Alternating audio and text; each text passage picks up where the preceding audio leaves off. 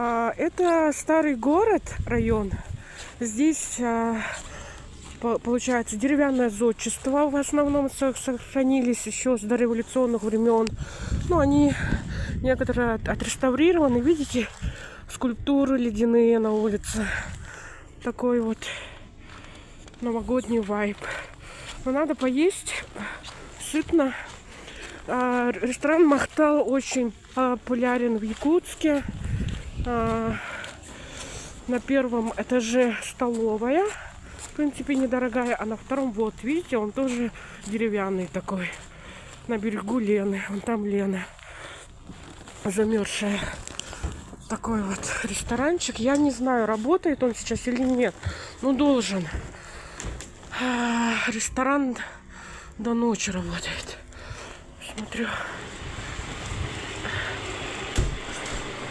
13 января. Это дискотека, такой антураж. Столовая закрыта. Видите, тут все весь комплекс ресторанный сделан как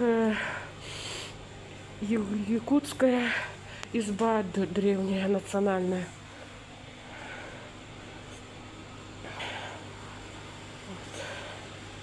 Тут салама висят. Столовая там, но она закрыта, видите?